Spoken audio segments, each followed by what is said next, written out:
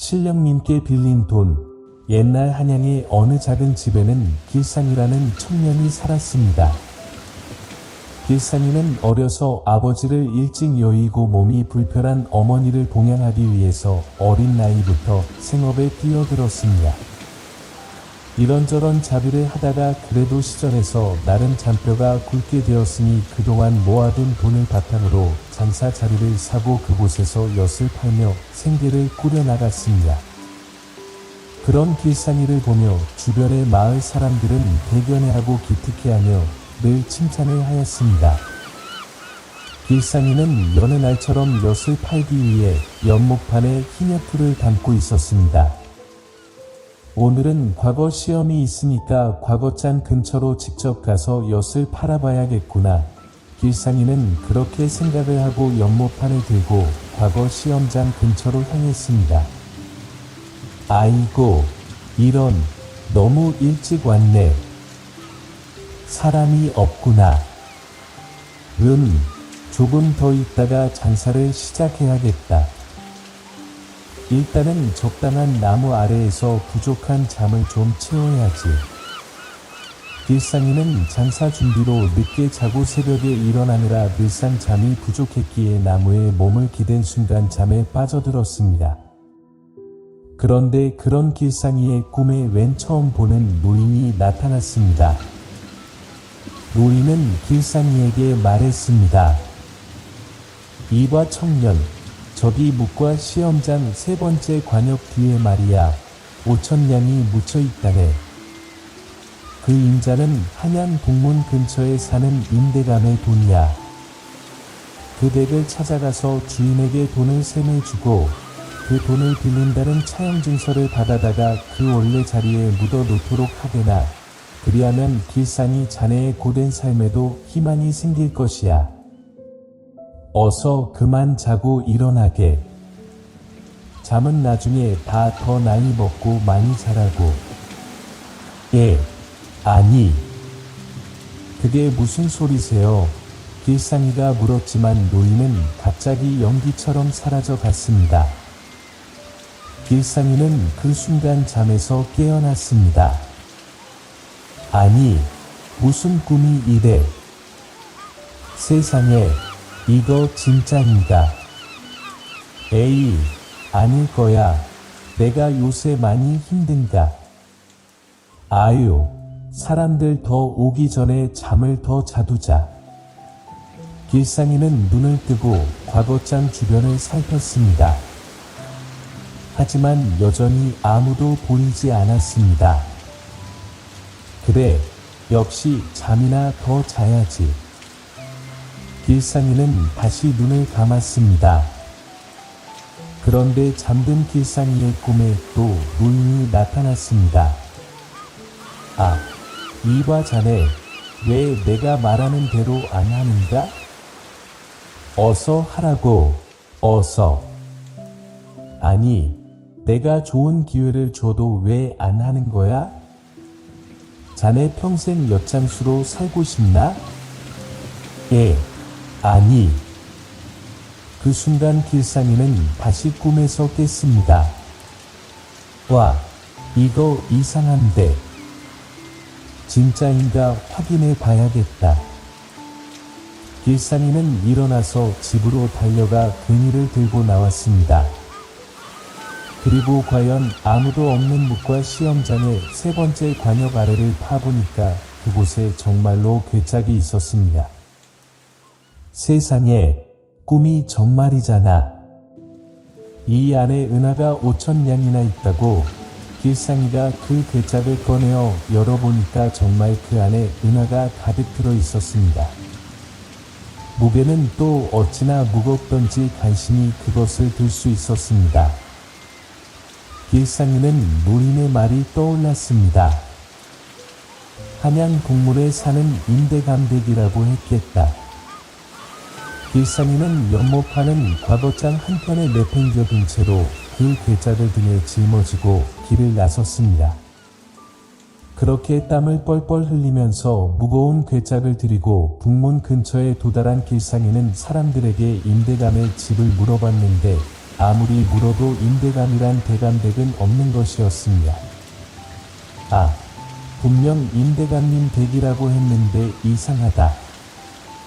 대감님 댁이라면 큰 집이 있고 잘 보일 텐데 왜 아무도 모르는 거지? 길상이는 그렇게 이곳저곳 돌아다니며 임대감 댁을 물어보았습니다. 조 임대감님 댁이 어딘지 아시나요? 임대감님, 그런 대감님은요 근처에는 없는데요. 아, 그런가요? 일상이는 어째야 하나 고민하였습니다. 그런데 그때였습니다. 한 노인이 다가와서 길상에게 물었습니다. 아이고, 자네 임대감 댁을 찾는가? 아, 네, 맞아요. 임대감님 댁이 도대체 어딘가요? 그러자 노인이 웃으며 말했습니다. 아니, 동네에는 임대감님 댁은 없고 임대감이라는 그 다 망한 양반 가문의 노총각 하나가 살고 있는데 그 집 아니요. 아니, 설마 그럼 임대감 댁이 아니고 임대감이란 노총각, 양반이란 말이었나? 그 집은 어디예요? 길상이 물으니 노인이 임대강의 집을 대강 알려주었습니다. 그래서 길상은 그곳에 찾아가니 참으로 집이 다 허물어져 가고 있어서 집이라고는 할 수 없을 모양새의 집이었습니다. 어찌 사람이 이런 집에 살아 우리 집보다 심하네. 아, 우리 집이 뭐 어때서? 길상의 뒤에서 목소리가 들려왔습니다. 아이고, 아이고, 이 집주인 되세요. 임대감님? 그래, 내가 임대감이다. 너 나를 찾아봤냐? 오, 오랜만이구만이. 동네에 나를 찾아오는 사람도 다 있다니. 길상은 임대감이라는 자일 위아래를 훑어보았습니다. 거짓인가? 길상이가 그리 생각하니 임대감이씩 웃으며 말했습니다. 아, 뭘 그렇게 훑어봐? 뭐, 거짓골 처음 보나? 그나저나 나는 왜 찾아왔나? 임대감이 다시 물으니 길상은 자신의 꿈 이야기를 그에게 해주었습니다. 이렇게 돼서 그러니까 이 은하를 받으시고요. 저에게 차용 증서를 써주세요. 제가 그 증서를 가져다 놔야 되거든요. 임대감이 놀라서 그 괴짝을 열어보니 은하가 거진 5,000냥은 돼 보였습니다. 아니, 그런데 나에게 이 돈을 갑자기 불쑥 주다니. 이거 그냥 자네가 가졌으면 더 좋을 일이 아니었나. 그러자 길상이 머리를 극적이며 말했습니다. 아, 사실 저도 그 생각을 안 한 건 아닙니다. 아, 근데 혹시나 제 꿈에 나오신 분이 진짜로 신령님이시고 그 말을 제가 안 들으면 천벌을 받을 텐데 제가 감당을 어떻게 합니까? 겁나서요. 저는 또 홀어머니를 모시고 사는 입장이라 천벌 같은 거 받으면 안 됩니다. 길상의 말에 임대감이 고개를 끄덕이며 말했습니다. 그렇구먼. 이 참으로 허황된 말이지만 자네 말대로라면 그 꿈에 나온 노인장이 보통 사람은 아니고 신일 수도 있으니 그래, 그럼 내가 감사히 받도록 하겠네. 임대감은 그 돈을 받고 차용증을 써주면서 그 꿈의 노인 말대로 그 장소에 묻고 돌아오라고 말했습니다. 그리하여 길상은 그 차용증을 받아서 곧장 다시 묵과 과거 시험장으로 달려갔으니 이미 과거가 끝나고 시험장에는 사람들이 없어서 다행히 아무도 몰래 그 차용증을 다시 세 번째 관역 아래에다가 묻어두고 돌아올 수 있었습니다. 길상이가 일을 마치고 임대감에게 돌아오니 임대감이 은하로 음식과 술을 사다 놓고 기다리고 있었습니다. 어서 오게나. 차내 길상이라고 했지.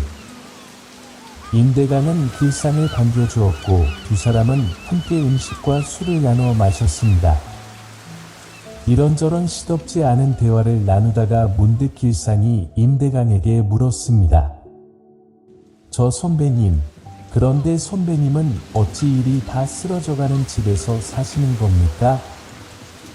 가족은 없으신가요? 노총각이라고 듣긴 했는데. 길상의 물음에 임대강이 한숨을 한번 푹 쉬고 하늘을 바라보며 말했습니다.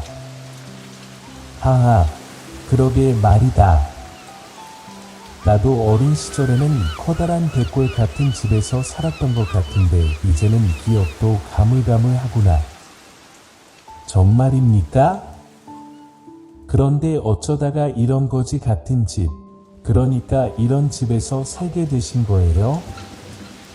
어쩌긴 천년만년 갈 것 같은 태평성대 큰 나라들도 하루아침에 몰락을 하지 않느냐? 권력도 부도 모두 영원한 것은 없지. 우리 집안도 뭐 어쩌다 보니 일이 된 것이다. 부모님은 모두 집안이 망하고 쓰러져서 연달아 돌아가셨고 누이가 있었는데 어느 양반댁에 시집을 간 뒤로는 소식도 끊겼고 나 홀로 간신히 이 집이라도 얻어서 그래 벼슬을 해서 우리 가문을 일으켜 보겠다. 열심히 글 공부는 하고는 있는데 이때처럼 잘 되지는 않는구나. 그렇구먼요. 맞아요. 공부란 것이 돈이 많이 든다고 했었는데 글책값이 아주 비싸다고 들었습니다. 그러니까 이런 그 거지 같은 형편이라면 그러니까 거지 같은 거지, 거지는 아니지요. 선비님이시니까요. 하여간 이런 상황이면 쉽지 않겠습니다요. 그래. 근데 너 말을 조금 기분 나쁘게 하는 경향이 있구나. 아이고, 심기가 불편하셨나요? 아니다. 내가 무슨 심기랄 게 있겠냐. 내가 잘 아는구나. 요즘 시대의 과거 공부가 어디 일개 개인의 노력으로 되는 것이겠느냐? 책값이 비싸서라고 했느냐?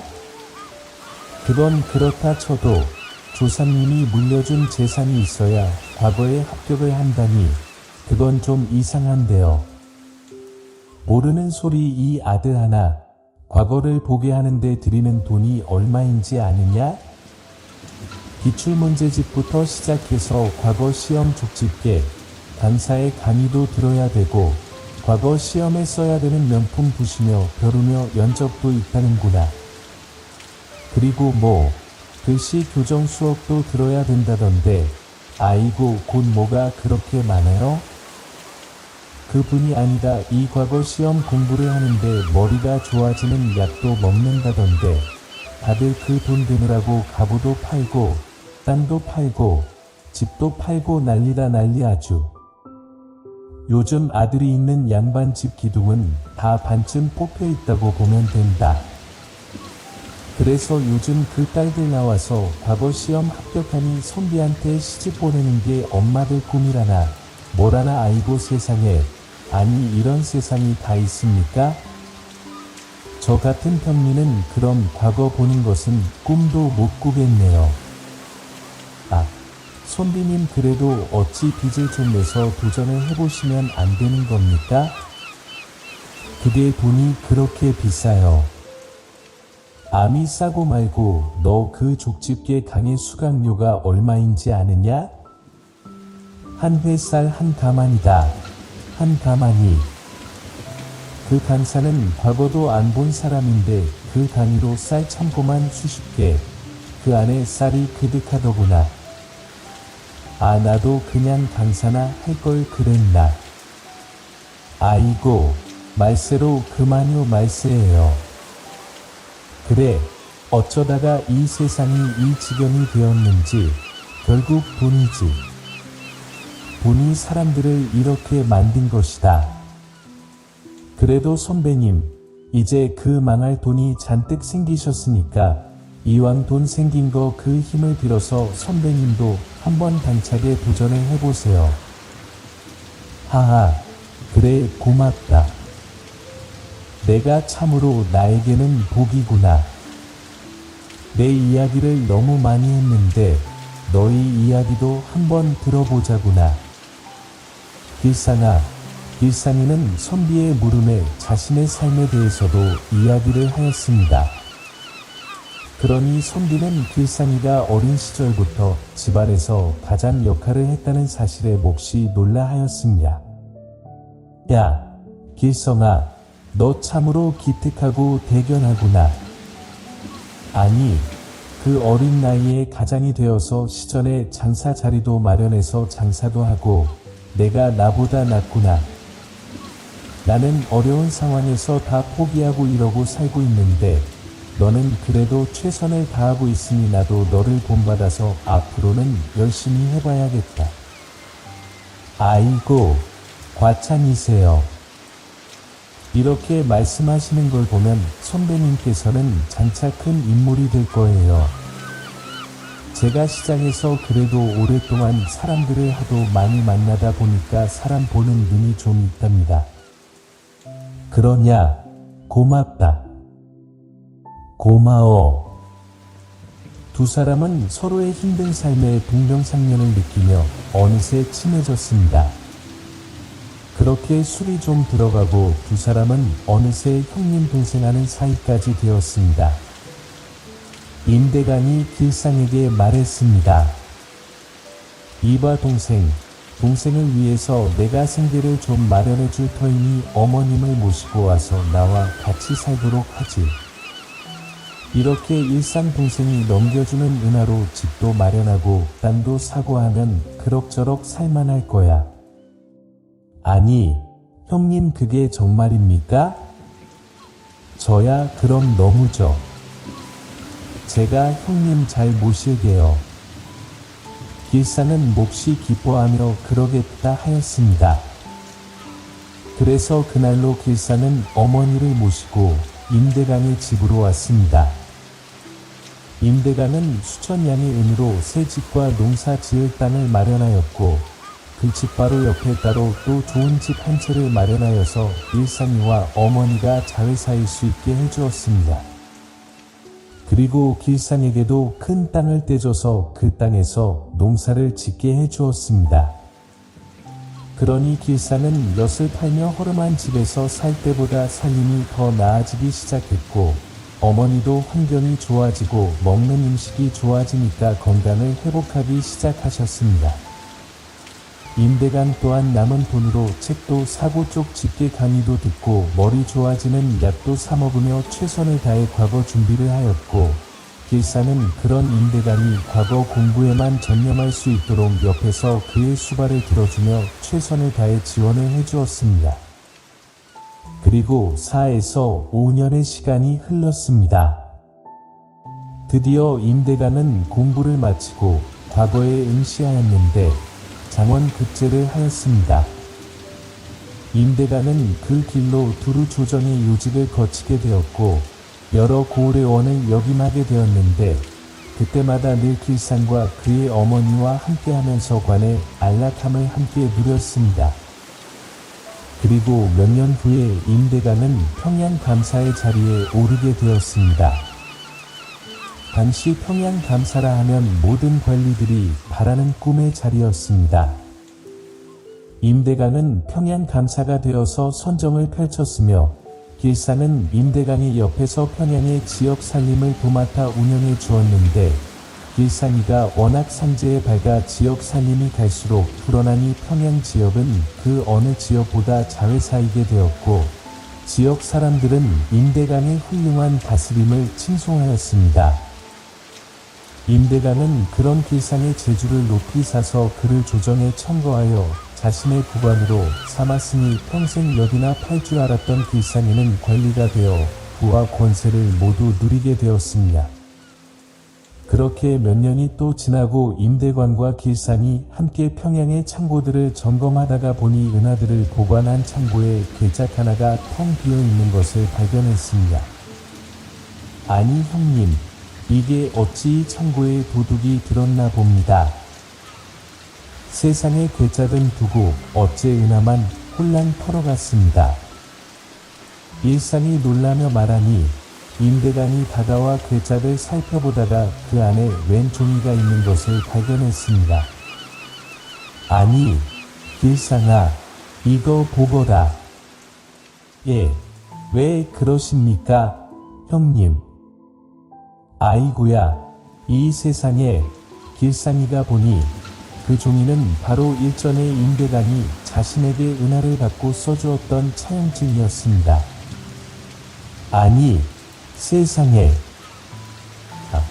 이거 한양무과 시험장에 파묻어 놓은 것인데 이것이 어째 여기에 와 있습니까? 임대간은 잠시 생각하더니 말했습니다. 참으로 신묘한 일이다. 아무래도 그때 너의 꿈에 나온 그 노인이 신령님이 분명한가 보구나. 당시에 내가 몹시 공공하여 뜻을 펼치지 못하는 것을 아시고 너에게 지시하셔서 나에게 그 은하들을 빌려주시는 것이다. 이 참으로 신기한 일이 아니냐. 만약 그 신령님의 도움이 없었다면 나는 길상이 너도 만나지 못했을 것이고 지금 이 자리에도 이를 수 없었겠지. 세상에 신기합니다. 신기해요. 우리 집 창고에 있는 은하를 가져다가 여기에 채워 넣도록 해라. 그것은 나의 빚이지 평양의 빚은 아니니까. 알겠습니다, 형님. 그렇게 두 사람은 신기해하며 창고를 나왔습니다. 길상이는 임대간의 말대로 임대간의 은하를 평양 은하창고에 빈 괴짝에 재어 넣어 두었습니다.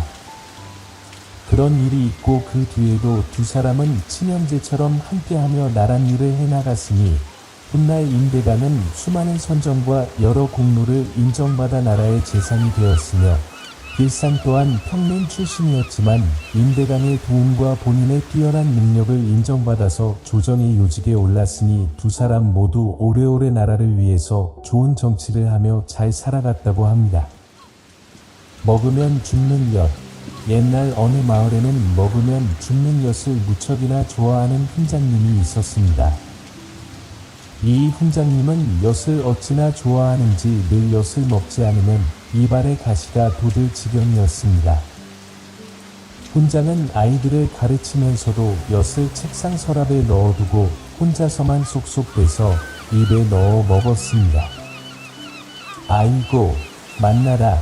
이렇게 수업하면서 조금씩 빼먹는 엿이 과연 세상에서 제일 맛나구나.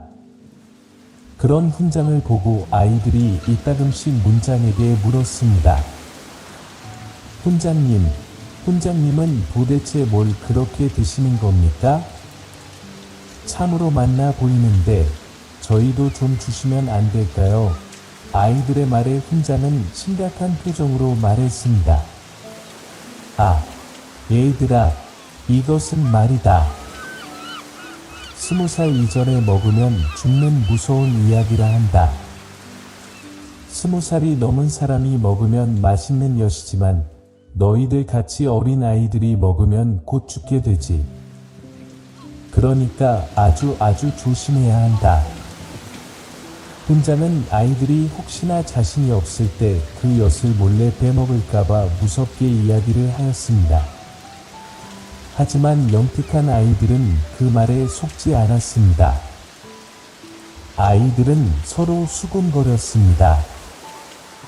우리가 저게 맛있는 엿인 것을 모르는 줄 아시나 본데 자기만 맛있는 거 먹고 우리는 안 주고.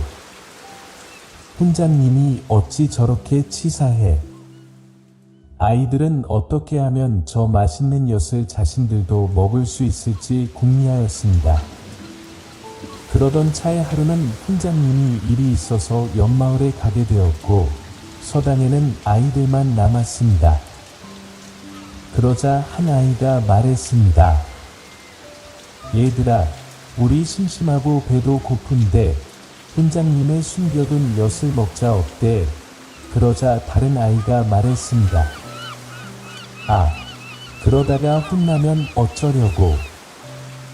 훈장님이 오줌 엿이 좋았으면 저걸 우리한테 죽는 약이라고 하셨겠어.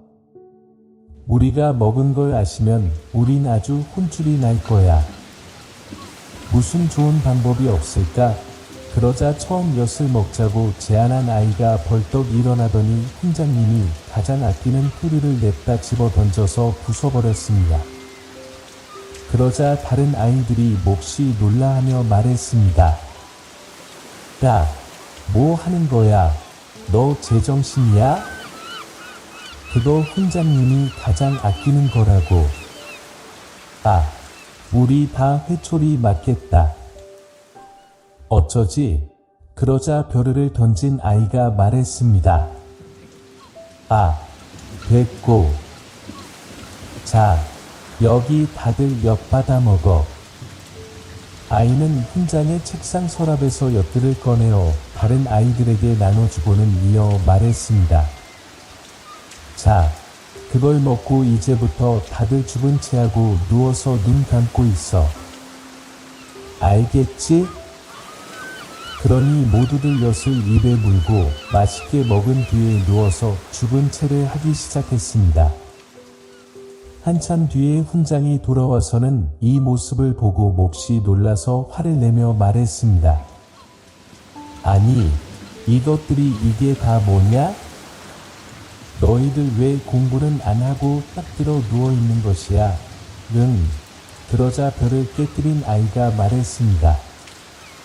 예, 훈장님, 저희가 훈장님께서 아끼시는 벼루를 그만 깨뜨렸지 뭡니까? 스승님의 소중한 물건을 깨뜨렸으니 저희가 죽을 죄를 지었다 생각해서 모두들 죽으려고 그 아이들이 먹으면 죽는다는 그 약을 먹고 이렇게 죽음을 기다리고 있습니다. 용서하십시오, 훈장님. 다음 생에는 훌륭한 제자로 다시 태어나겠습니다.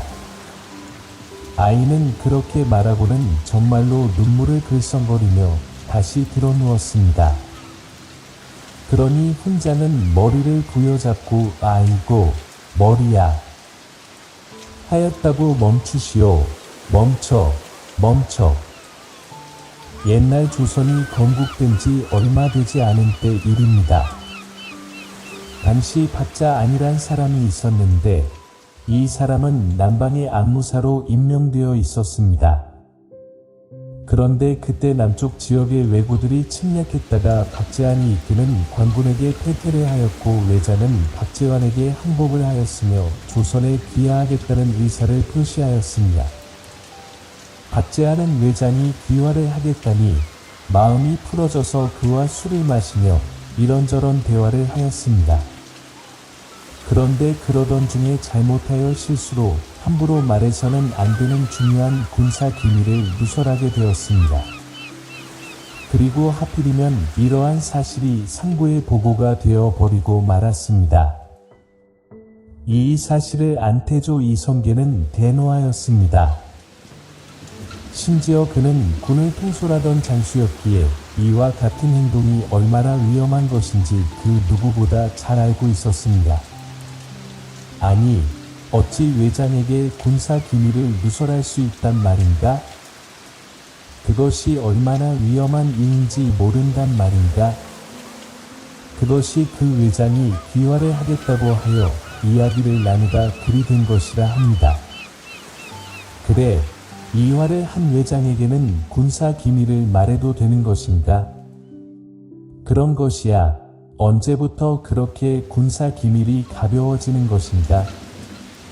그것이 그런 장수는 당장 목을 베어야 군의 기강이 설 것이다. 여봐라, 못들 하느냐? 박제환을 당장 가서 잠수토록 해라. 대조의 명이 떨어지니 박제환을 참하기 위해 군사들이 남쪽으로 향했습니다. 그때 그러한 소식을 들은 박자환의 아들 혹실은 전전긍긍하다가 생각했습니다. 그래, 지금 이 나라에서 전하의 결정을 바꿀 수 있는 것은 정한군 이방원 나릴 뿐이다. 그분에게 가야겠구나.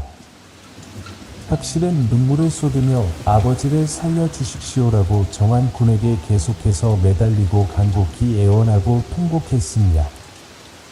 정환군은 처음에는 말도 안 된다 하였지만 어린 나이에 감히 자신 앞에서 두려움을 무릅쓰고 아버지를 살려달라고 애원하는 이 박실의 갸륵한 후성에 감동하였습니다. 참으로 후성이 지극하고 대담한 소년이로구나. 가련한 지부 정환군은 서서히 마음이 움직였고 박실의 청을 들어주기로 결정을 하였습니다. 그래서 정환군은 아버지인 태조에게 가서 박자안의 참수형을 거두어 주기를 간절히 청하였습니다.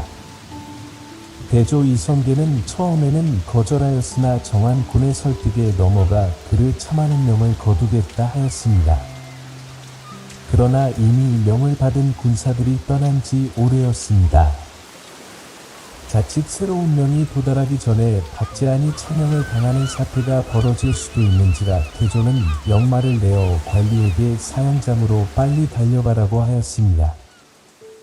관리가 명을 받고 황급히 말을 몰아 빨리 달려가는데 하필이면 도중에서 말에서 떨어져 다리가 부러지고 말았습니다.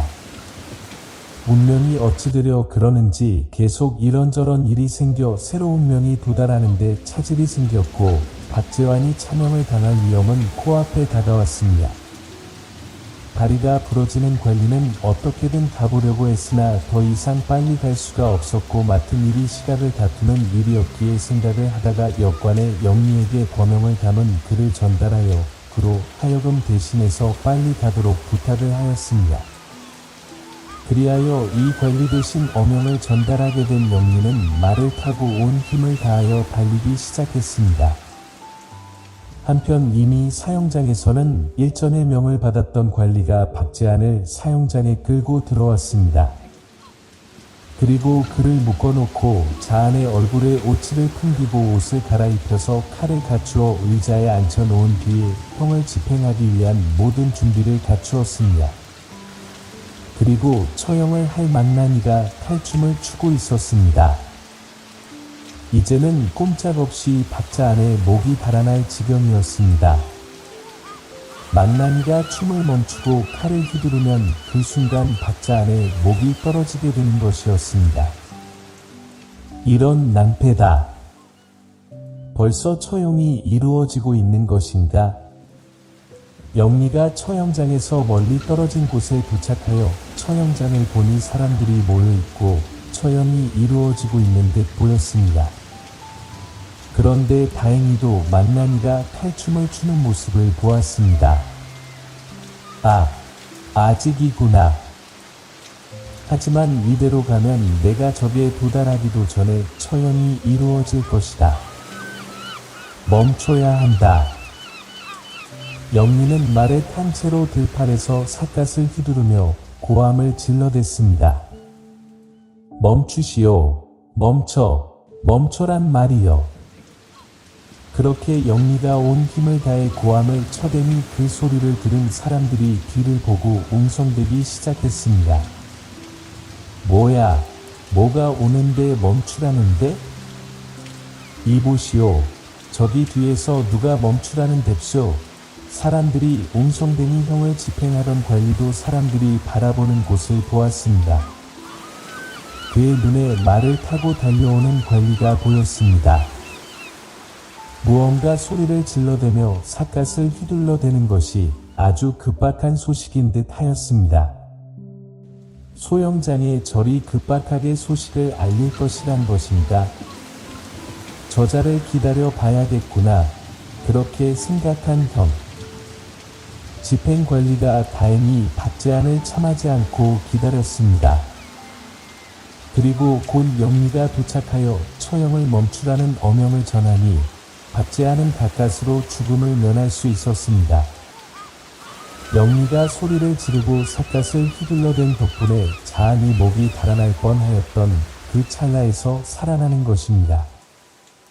이렇게 효성으로 아버지를 살려낸 확실은 본래 학술과 무예에는 별다른 소질이 없었습니다.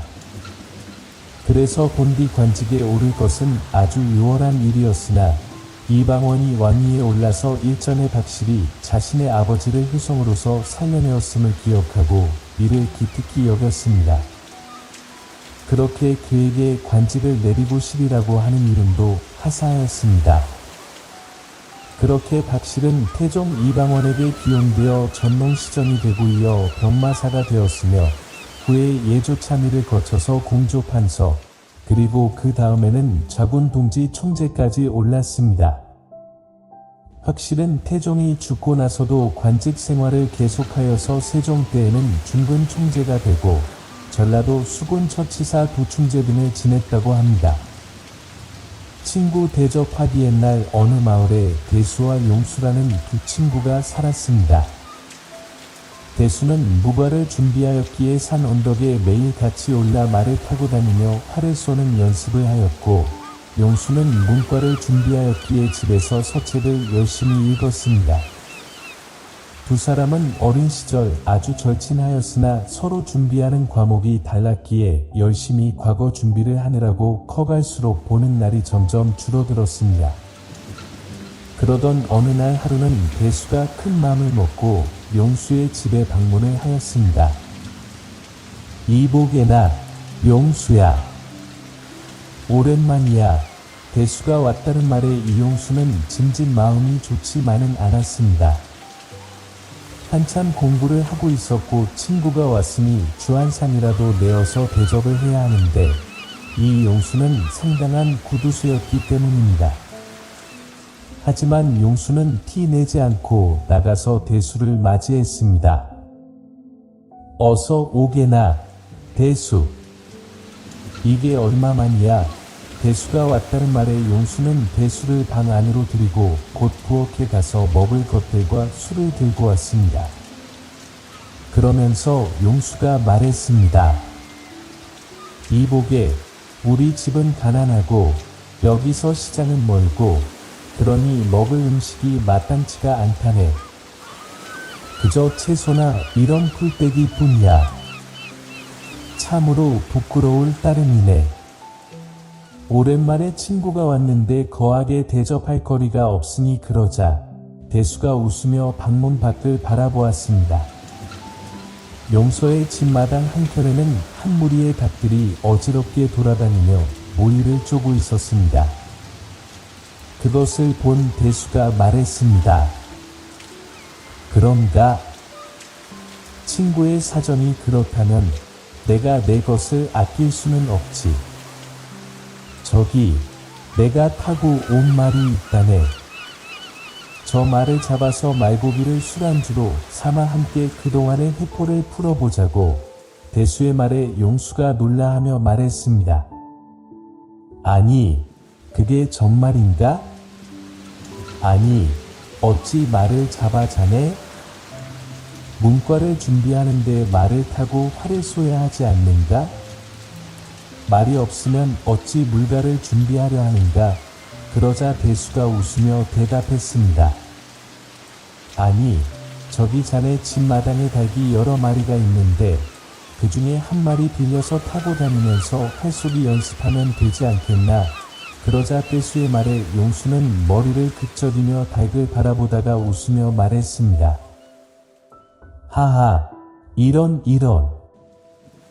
내가 큰 실수를 할 뻔했구만. 내 배포가 작음을 용서하시게 자네에게 한 수 배웠군. 자네 말고 저기 우리 집 닭을 잡아서 술안주를 하세나. 내가 곧 잡아오겠네. 기다리시게.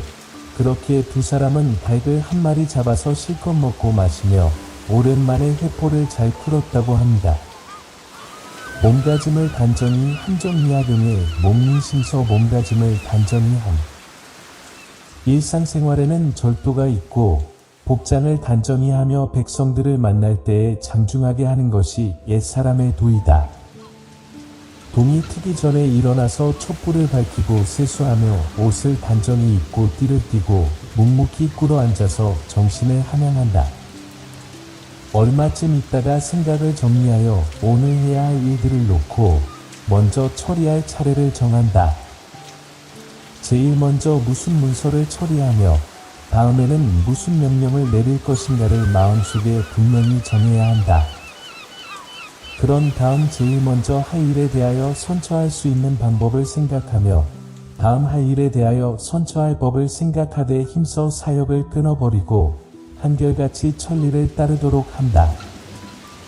먼 돈이 트면 촛불을 끄고 그대로 끌어앉아 있다가 날이 밝아 하인이 시간이 되었다고 하려면 창을 열고 이숙들의 인사를 받는다. 여공전은 고울살이 할 적에 오병이 되면 일어나서 촛불을 밝히고 공문서를 살피고 새벽이 되면 관아에 나아가 백성들의 송사를 처별하였다. 물러나 편히 앉아서 한가롭게 있을 때에도 마치 제게 하듯하였으며 손님이나 아랫사람들이 이때에 구애받지 않고 찾아왔다. 그래서 군에는 밀린 일이 없었고 아랫사람의 사정이 모두 다 위로 잘 통하였다. 모두 6군을 다스렸는데 항상 이같이 간결하였다. 당나라 때 배유병이 정사에 부지런하였다. 관아 앞에 큰 오동나무 한 그루가 있어 새벽이 되면 새떼가 날아들어 모임으로 이로써 관아에 나가는 시간을 정하여 시간을 알리는 새라 불렀는데 그때 사람들이 이를 아름답게 여겼다. 조선 영조 때 사람 한지가 감사로 있을 적에 동이 트기 전에 세수하고 관쓰고 도포 입고 나아가 앉았는데 앉는 자리 곁에는 베개나 안석을 두지 않으며 몸을 바로 세우고 꿇어앉아 손을 꽂고 종이 몸을 틀거나 흔드는 일이 없으며 잠깐 난간에 기대는 적이 없었다. 그와 함께 3년을 함께 지낸 자도 그가 피곤해서 하품하거나 기지개 켜는 모습을 본 적이 없었다. 저녁 식사가 끝나면 언제나 뒤뜰에 거닐었는데 이야기 해설과 교훈 플러스 BGM 꺾어 도는 곳이 국적으로 그어 놓은 듯하여 정확하기가 시종 한결 같았다. 저자샘, 오늘의 이야기는 여기까지입니다. 신령님께 빌린 돈 이야기에서는 돈이 없어 한문을 놓고 있던 선비가 우연히 신령님에게 돈을 빌리게 되고 그 돈을 바탕으로 성공을 거두는 이야기가 펼쳐졌습니다. 옛날에도 과거 시험을 보기 위해서는 집안에 돈이 많이 필요했다고 합니다. 책값도 너무 비싸서 보통 사람들은 책을 감히 사라 엄두를 낼 수 없었다고 합니다. 결국 이야기에서는 선비가 큰 돈을 얻어서 과거 시험 공부를 본격적으로 시작하여 성공을 거두게 되는데 이 역시 선비가 꿈을 포기하지 않고 자신의 공부를 그동안 계속 이어왔었기에 가능했던 일입니다. 행운이 찾아왔을 때 그 행운을 잡는 사람은 준비된 사람입니다. 우리도 언젠가 반드시 찾아올 행운을 잘 잡기 위해서 오늘도 감사합니다. 늘 준비를 해둬야 하겠습니다. 오늘도 감사합니다. 오늘 서해안에 있는 경치 좋은 음식점에 갔습니다. 칼국수를 먹으려고 식당에 들어갔는데요. 원래 줄이 긴 식당인데 웬일로 줄이 없어서 바로 앉았어요. 그런데 제가 앉자마자 뒤로 갑자기 줄이 엄청나게 길어지더군요. 기다리지 않고 맛있는 음식을 먹을 수 있어서 좋았습니다. 오늘도 감사합니다. 원선아 님께서 따님이 처음 댄스 학원에 가게 돼서 기뻐하는 모습에 흐뭇하고 감사한 5월의 첫날입니다. 아셨습니다. 내 아이가 기쁘게 하는 모습이 정말 부모에게는 그 무엇보다 기쁘고 감사한 일인 것 같습니다. 춤을 추며 기뻐하는 모습을 떠올리면 저도 좋네요. 오늘도 감사합니다. 김은경님, 5월 1일 음력 생일이셨네요. 생일 축하드려요.